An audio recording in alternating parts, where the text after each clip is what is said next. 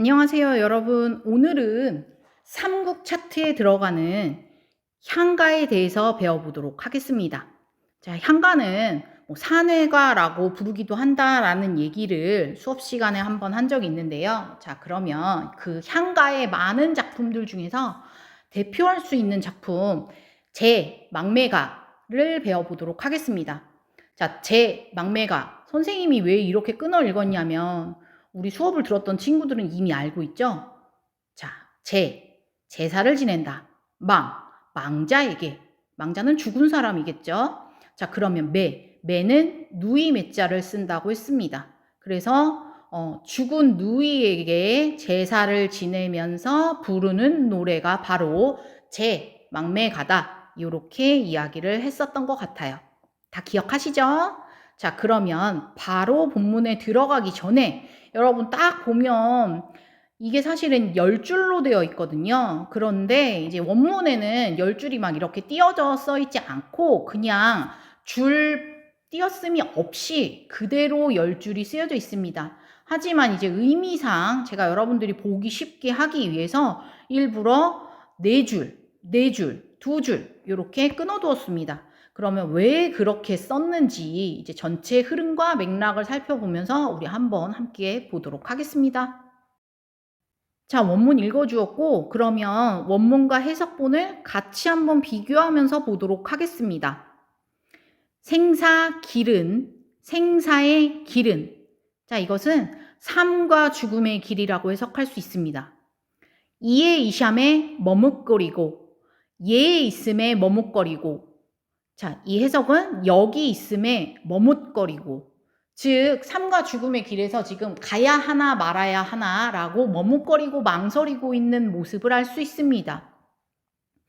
나는 가나다 말도 나는 간다는 말도 못다 이르고 가나니꼬 못다 이르고 어찌 갑니까? 라고 했어. 자, 그러면 나는 간다는 말도 못하고 어찌 갑니까? 라고 하는 거 보니 여기에 나는 과연 누구일까요? 그렇죠. 누이라고 볼 수 있겠죠.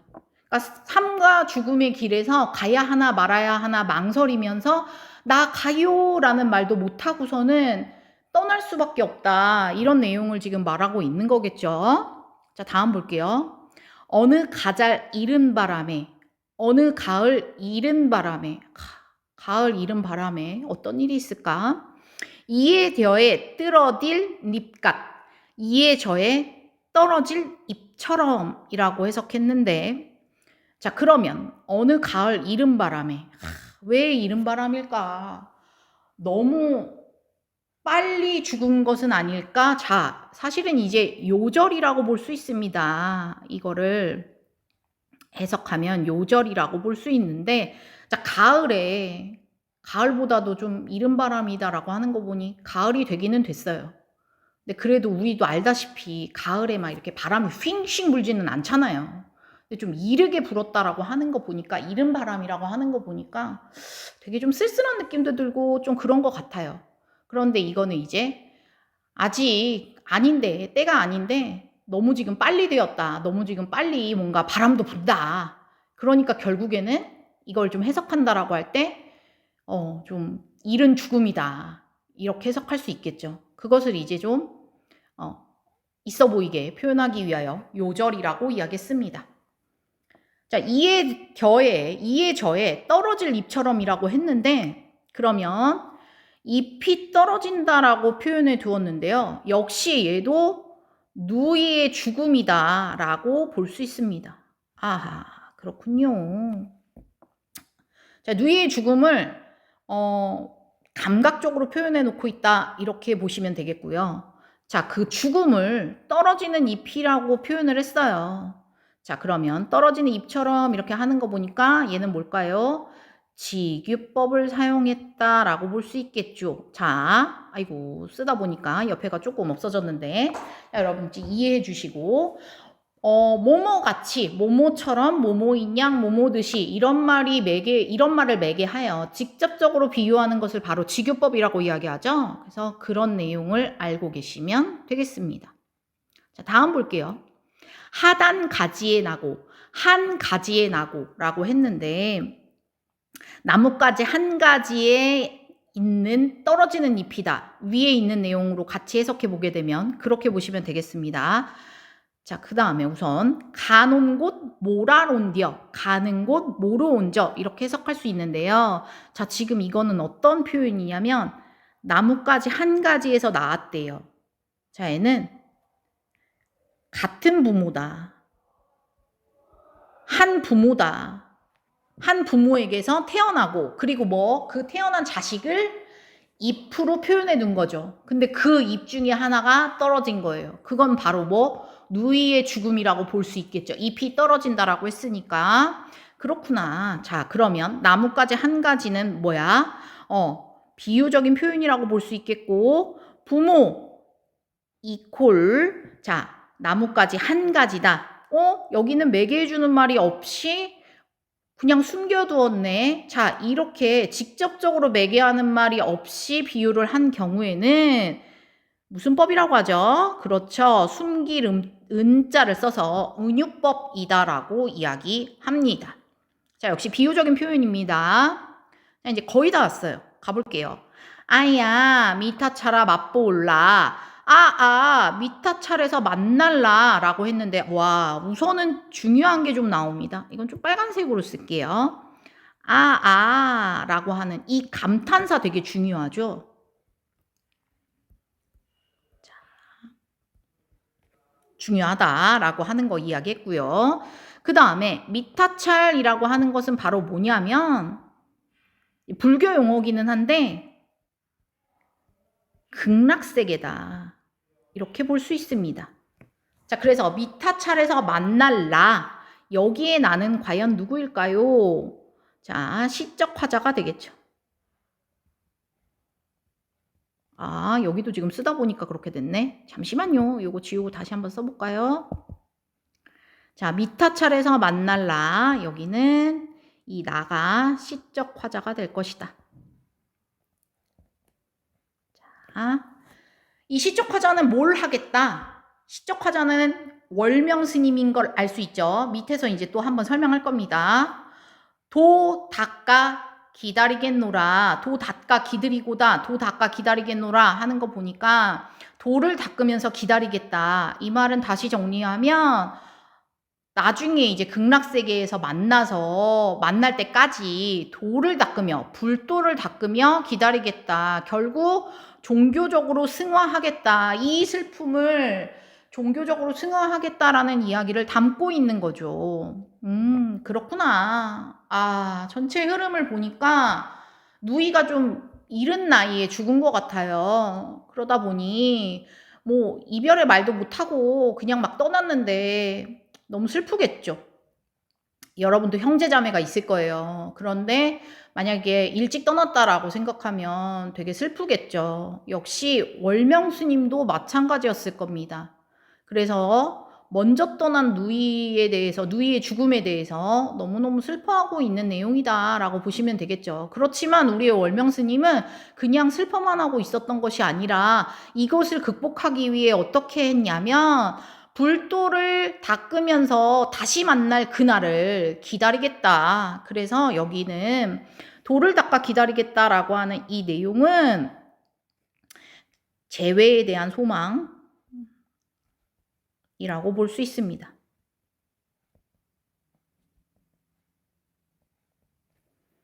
그리고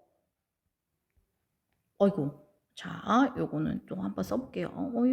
지워볼게요.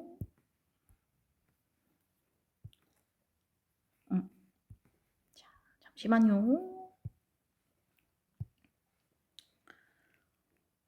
불도를 닦으며 이 내용이 안 써지네요. 옆으로 좀 가볼까요? 네. 자, 옆으로 한번 가보겠습니다. 불교적으로, 즉, 종교적으로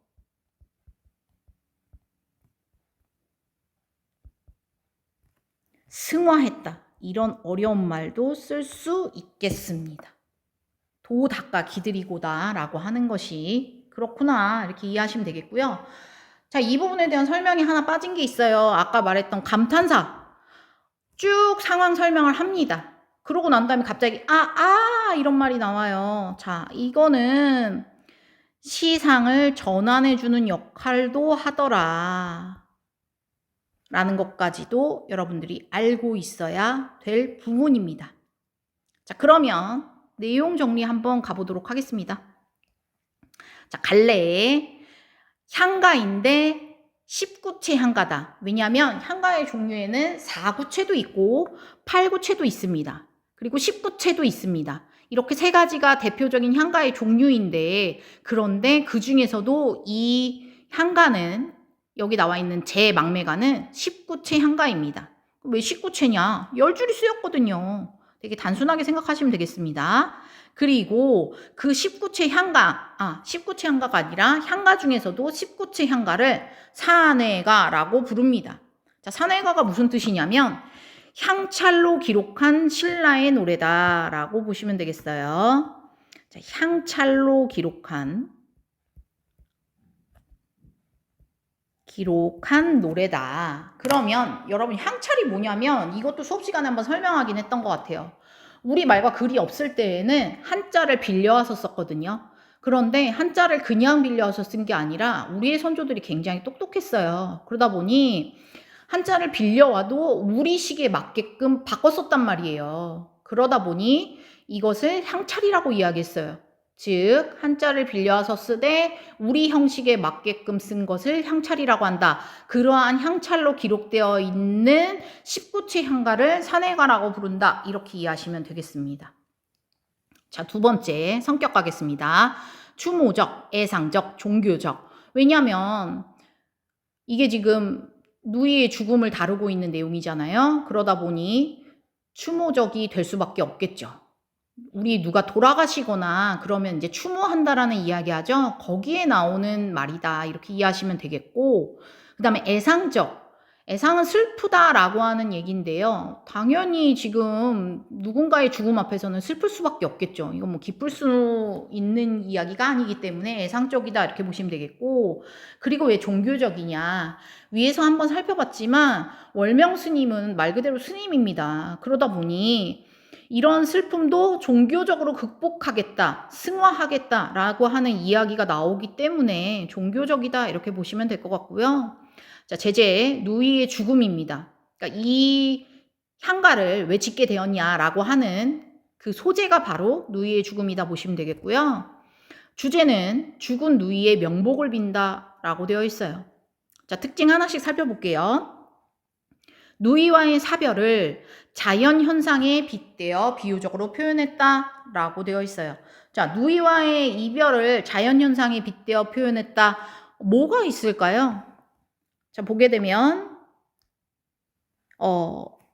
이해되어의, 자, 요거는 이해저의, 자, 이렇게 쓰면 되겠죠. 떨어질 잎. 그렇구나. 잎이 떨어진다라고 하는 이런 표현. 그 다음에 또 한 부모에게서 태어났다라고 하는 한 가지의 나고 뭐 요런 표현들이 아마 자연 현상에 빗대어서 비유적으로 표현했다라고 볼 수 있습니다. 즉 한 나뭇가지에 잎이 떨어진다라고 하는 이런 것들을 누이와의 사별 그리고 누이의 죽음이라고 볼 수 있겠죠. 다음 죽음의 슬픔을 종교적으로 승화했어요. 자, 어떻게 승화했냐면 도 닦아 기다리겠다라고 하는 이런 표현이겠죠. 다음 하강적 이미지를 통해 죽음의 분위기를 효과적으로 형성하고 있다라고 했는데, 하강적 이미지라고 하는 거는 이제 떨어지는 뭐 약간 떨어지고 이런 것들을 이야기합니다. 위에서 밑으로 떨어져 내리고 이런 것들을 하강적 이미지라고 얘기하는데, 가장 대표적으로 지금 여기에 나와 있는 것은 잎이 떨어진다라고 표현되어 있는 구절 때문에 이렇게 볼 수 있겠죠. 자, 마지막 19채 향가의 전형적 형식을 지니며 배경설화와 함께 전해진다라고 했는데, 위로 한번 다시 올라가 볼게요. 자, 지금 19채 향가의 경우 이렇게 볼 수 있습니다. 우선 우리가 여기까지 4줄, 그 다음에 또 4줄, 그 다음에 2줄. 자, 얘를 3단 구성이라고 볼 수 있습니다. 자, 3단 구성. 자, 다시 올라가 볼게요. 4줄, 4줄, 2줄. 다른 향가도 선생님이 이렇게 쓰였나요? 19체 향가가 거의 대부분 이렇게 쓰였다라고 보시면 되겠습니다. 이러한 3단 구성의 형식을 띠고 있고, 자, 그리고 배경설화와 함께 전해진다라고 했는데 그 배경설화는 조금 이따가 밑에 있는 내용을 통해서 살펴보도록 하겠습니다. 자, 배경설화 읽어드릴게요. 월명 스님은 죽은 누이를 위해서 제를 올릴 때 향가를 지어 제사를 지냈는데 이 노래를 부르면서 제사를 지냈대요. 갑자기 광풍이 일어나 종이돈이 서쪽으로 날려 사라졌다. 왜 우리 이런 걸 뭐라고 얘기하냐면 노잣돈이라고 이야기합니다. 자, 누군가가 돌아가시거나 하게 되면 옛날에는 관 속에다가 돈을 넣어서 이렇게 보냈다라고 합니다. 그거는 바로 뭐냐면 가난하게 가지 말고 돈 들고 저승으로 편안하게 가라, 뭐 이런 의미였었다라고 얘기해요. 그래서 종이돈이 서쪽으로 날아가서 사라진 걸 보니 너무너무 신기했겠죠. 월명은 늘 사천왕사에서 살았는데 피리를 잘 불었다. 이 사천왕사 이런 얘기도 제가 수업 시간에 한번 했었는데요. 뭐 중요한 이야기는 아닙니다. 보통은 이제 절에 가거나 하게 되면 뭐 부처님 상이 있는 곳도 있고 그 다음에 그 여러 가지 옆에 이렇게 상들이 있어요. 불상들이 있죠. 그런데 그 불상들 중에 사천왕이라고 하는 사람도 있습니다. 그래서 사천왕이 머물고 있는, 사천왕 불상이 머물고 있는 그런 곳에 월명 스님이 살고 있었던 것 같아요. 근데 월명은 뭐 피리를 잘 불었대요. 일찍이 달밤에 피리를 불면서 문 앞에 큰 길을 지나가니 달이 그를 위해 가는 것을 멈췄대요. 와, 신기하다. 어떻게 달이 그가 가는 것을 멈췄을까? 이런 일은 정말 있을 수 없는 일이잖아요. 자연현상을 막았다? 와, 이런 거는 좀 놀라운 일이네요. 이로 말미암아 그 길을 월명리라고 했고 월명사 또한 이로써 이름이 났다. 왜냐하면 있을 수 없는 일인데 일어났기 때문에 아마 월명스님의 이름이 좀 더 유명해지지 않았을까라고 생각해 볼 수 있겠죠. 신라 사람들이 향가를 숭상함은 오래되었는데 대개 시송 같은 것이었다. 그러므로 자주 천지와 귀신을 감동시킨 것이 한두 가지가 아니었다라고 되어 있는데요. 신라 사람들은 향가를 숭상했다라고 되어 있어요. 그만큼 좀 중요하게 받들었다, 떠받들었다 이렇게 이해하시면 될 것 같습니다. 자, 그래서 이 작품이 굉장히 향가 문학에서도 좀 중요한 작품이다라고 보이고 또 우리 교과서에 실려 있기 때문에 사실은 많은 향가들 중에서도 이 작품을 선택해서 지금 설명해 주었다라고 하는 걸 알 수 있습니다.